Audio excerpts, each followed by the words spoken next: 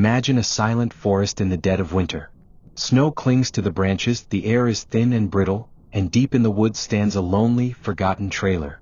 The door creaks as investigators push it open, their breath fogging in the frozen air. What they find inside stops them cold. On a narrow cot lies the body of a young man. His face is pale, his features frozen in an expression that almost seems peaceful. Blankets are carefully tucked around him, as if someone tried to keep him warm in his final hours. Yet just a few feet away, shelves are stacked with food rations, sealed cans, enough to feed 5 men for weeks. On the floor, unopened boxes of matches. A propane tank untouched. Everything they needed to survive was within arm's reach. And yet he starved and froze to death.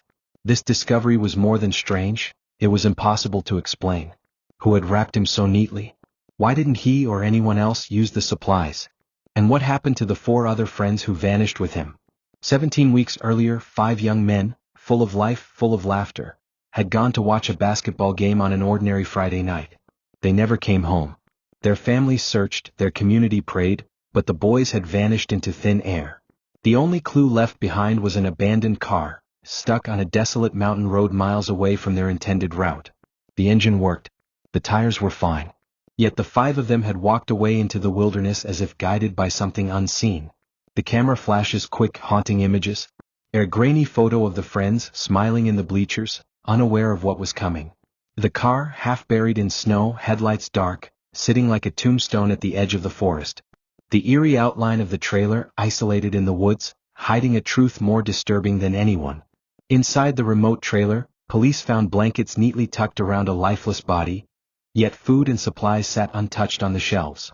What happened to the 5 friends who vanished that winter night? The story of their disappearance would haunt their families, confuse investigators, and fuel endless theories. Was it a simple wrong turn that spiraled into tragedy? Or was there someone, lurking in the dark that led them deeper into the forest? This is not just a story about 5 missing friends. It is a story about the thin line between safety and terror, between an ordinary night and a nightmare. It is about how a simple decision, a turn of the wheel, a choice to follow, can lead to an ending no one could have imagined. And tonight we're going to retrace every step of that night. We'll follow the 5 friends from the warmth of a basketball stadium to the icy silence of the mountains. And as we unfold their story piece by piece, we'll confront the same haunting question investigators asked on that frozen morning. Why didn't they survive, when everything they needed to live was right in front of them? 5 friends. 5 lives intertwined by chance, loyalty, and the kind of bond that only grows in small towns where everyone knows your name. Their names were Lysander, Corvin, Marcellus, Jareth, and Oren. Each of them had their own story, their own struggles, but on that February night they were just 5 young men looking forward to something simple, a basketball game. It was the kind of outing they had done dozens of times before. The roar of the crowd, the buzz of the scoreboard, the electric energy that fills the stadium on game night, it was an escape. A chance to forget about responsibilities, about the weight of family expectations, about the insecurities they rarely admitted to anyone. For those few hours they weren't sons, brothers, or dreamers battling inner storms. They were just friends together. Lysander, the quiet one, had always carried a kind of solemn wisdom for his age. He wasn't the loudest voice in the group, but when he spoke, people listened. Corvin was different, fiery, impulsive, and stubborn, the one who could make a joke in the darkest of moments. Marcellus was the balanced, thoughtful, and dependable, the kind of person you could trust with a secret. Jareth carried ambition in his heart, always reaching for something bigger, restless in a town that felt too small for his dreams. And then there was Oren, the glue that held them together, the one who laughed the loudest, who pulled the others out of their shells, who turned even a simple car ride into an adventure. That night, they piled into the car with the kind of energy only youth can bring. Their families waved them off, not knowing it would be the last time they saw their sons alive. The roads were cold, the mountains dusted with snow, but no one thought much of it. After all, it was just a game. Just one more night together. But here's where you need to pause and ask yourself, what if it was you? What if you were in that car, laughter filling the space, unaware that every mile forward was pulling you further from safety? Would you notice the signs? Would you sense the wrongness of the road? Or would you, like them, simply trust the moment, trust the bond of friendship, and assume that everything would turn out fine? Because that's the haunting part of this story. It wasn't reckless choices or wild behavior that led to their fate. It was ordinary decisions, ordinary joy, ordinary trust in a night that should have been safe. In a town where families were tight-knit, where everyone believed that nothing truly bad could happen to people they loved, the disappearance of these 5 friends would shatter that illusion. For their parents, it would become a nightmare that stretched on for months. For the community, it would become a story whispered in hushed tones, a cautionary tale. And for the world watching decades later, it would remain an unsolved riddle, how 5 lives could unravel so quickly on a night that began so innocently. So, think about it. If you found yourself stranded far from home in the company of your closest friends, with the cold closing in, what would you do? Stay together? Split up to find help?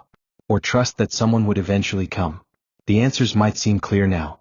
But for Lysander, Corvin, Marcellus, Jareth, and Orin, the choices they made that night led them down a path that none of them would ever return from.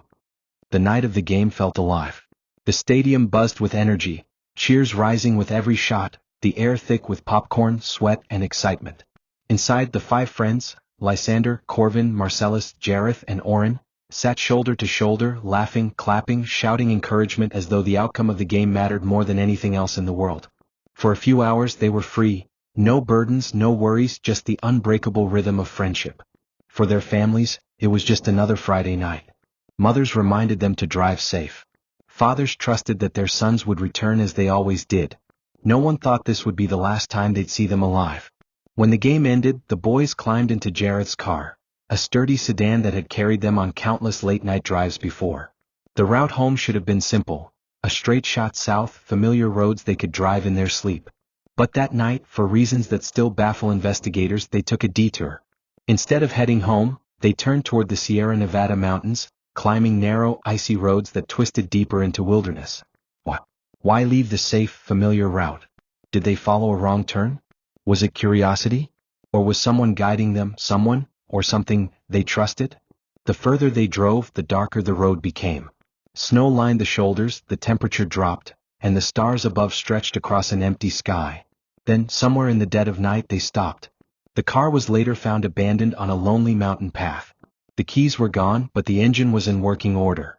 The tires weren't stuck. The gas tank was nearly full. Yet the 5 of them had walked away, together, into the freezing woods. And that's the detail that still chills investigators decades later. Why would 5 young men leave a perfectly working car behind in the middle of nowhere? Now imagine yourself in their place. It's past midnight. You're on an empty mountain road with your closest friends. The car is warm, safe, and still runs. Outside, the air is below freezing, the snow is thick, and the forest looms like a black wall. Would you step out and leave the car behind? Or would you stay put, honk the horn, wait for daylight? The friends' decision remains one of the greatest mysteries of the case. Because whatever made them step away from that car set into motion a chain of events that would end in tragedy. When the boys failed to return home that night, their families grew anxious. By morning, panic set in. They called friends, searched the usual places, and finally contacted the police. A search began, scouring the highways, the back roads, and eventually the mountains. But days turned into weeks, and there was no trace. The car was discovered first. Parked awkwardly on a snowy mountain road, miles from where they should have been, it became the centerpiece of the mystery. Investigators noted how strange it was. The vehicle was perfectly fine. No flat tires, no mechanical failure. Could be started with a single turn of the ignition. Yet no one was inside. Families begged for answers. Search teams combed through the wilderness, dogs sniffed the icy ground, helicopters swept the ridges. But the woods gave nothing back. Not a footprint. Not a shred of clothing. It was as though the 5 young men had walked into the trees and vanished. That's when the theories began. Some locals whispered about a stranger spotted on the same road that night, a man in dark clothing standing beside a broken-down truck. Others swore they heard shouting echoing from the forest in the early hours of the morning. One hiker even claimed to see moving lights weaving through the trees, as if someone were leading a group deeper into the mountains. Was it coincidence? Or had the friends encountered someone who lured them off course? The community divided. Some believed it was simply a case of poor judgment. They got lost, panicked, and wandered into the cold. Others suspected foul play. Perhaps they had stumbled across something, or someone, they weren't meant to see. And then came the darker theories. People began to wonder, were they running from something? Something they feared more than the cold? Imagine yourself in that situation. You're lost, stranded in the wilderness, and someone, or something, is following you. Do you leave the safety of the car? Do you take your chances in the dark, hoping to find help, or do you risk staying knowing danger could be closing in? Every day without answers only deepened the mystery. The families clung to hope, hanging missing posters. 17 weeks had passed since the night the 5 friends vanished. For their families it felt like years. Search teams had combed the forests, helicopters had swept the ridges, and investigators had followed every lead to dead ends. Hope had begun to fade. But then, in early summer, a group of hikers stumbled upon something unexpected. An old Forest Service trailer deep in the Plumas woods. The trailer was miles away from where the car had been abandoned, hidden among trees so thick and paths so treacherous, it seemed impossible anyone could have found it by chance. Yet, inside they found an answer, though not the one anyone wanted. On a narrow cot lay the body of one of the friends. His features were gaunt, his skin pale, but what startled investigators most was how he was found. Blankets had been carefully tucked around him, as though someone had tried to protect him from the bitter cold. His shoes were neatly placed near the bed. His beard had grown long, suggesting he had survived for weeks after the disappearance. But here's the chilling part. Shelves around him were stocked with food. Cans of beans, pasta, and fruit. Boxes of crackers. Even rations designed for survival. There was a working propane tank, matches, and everything needed to keep warm. Yet none of it was touched. Why would someone starve to death surrounded by supplies? Why would they freeze when they could have lit a fire? And who had wrapped him so carefully, as if watching over him until the very end? The scene raised more questions than answers. It looked less like abandonment and more like ritual, as though someone had been there with him. When searchers combed the surrounding area they found the others. Bodies, or what remained of them, scattered across the forest. Some were reduced to bones by the elements and wildlife, found miles apart as if they had wandered in confusion. And yet one of them, Orrin, was never found. His fate remains a question mark, haunting the case to this day. And then there was the most unsettling discovery of all, footprints. In the snow, around the trailer, tracks suggested there were more than just the 5 friends present. Some prints matched their shoes but others did not. They were larger, heavier. Almost as though another person, or more than one, had been with them. Imagine standing in that trailer. Imagine being the one to open the door, expecting emptiness, only to find a body laid out like a haunting secret, with untouched food sitting inches away. Imagine realizing that someone else's footprints circled the place. If it were you, stranded in the wilderness with supplies right in front of you, what would you do? Would you eat? Light the fire? Try to wait for rescue? Or would fear of something unseen keep you from touching anything, as if you weren't meant to survive? The answers remain buried in those mountains. The trailer was not just a discovery, it was a window into the boys' final days. Days filled not only with hunger and cold, but perhaps with something darker watching them from the trees. When investigators pieced together the fragments of this tragedy, nothing fit neatly. Every detail raised contradictions that no one... So now we're left with the same haunting questions investigators faced decades ago. 5 friends went out for what should have been an ordinary night. They laughed, they cheered, they watched a basketball game, just like any of us might do with our own friends. But by morning they were gone.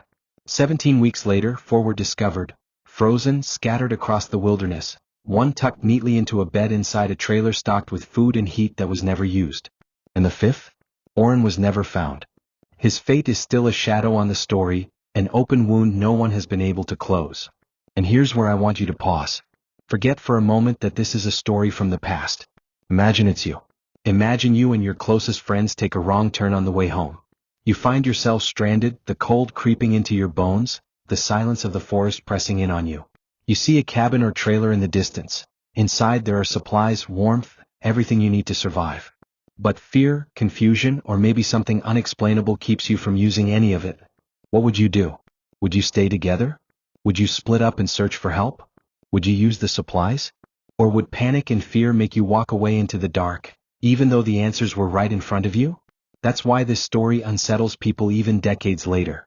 It isn't just about what happened to Lysander, Corvin, Marcellus, Jareth, and Orrin. It's about the choices we all might make when pushed to the edge. It forces us to ask, do we truly know how we would react if survival came down to one terrifying night in the wilderness? And perhaps the most chilling question of all, were they victims of the forest, or were they led there by someone or something that made sure they would never leave alive? I want to hear what you think. If your group of friends disappeared after a night out, would anyone ever know the full truth? Do you believe these boys were lost, or do you think there's a darker explanation? Let me know your theories in the comments below, because this case leaves room for every possibility. And if you found this story gripping, don't forget to subscribe and turn on notifications, because next week, we'll cover a disappearance even stranger than this one. Not 5 friends but an entire family, a family that seemed to vanish without a trace, leaving behind a home frozen in time, dinner still on the table, and not a single clue as to where they went. If you thought the mystery of the 5 friends was haunting, wait until you hear what happened in that case. So, what's your answer? If it were you, stranded in the dark with your friends, what would you do?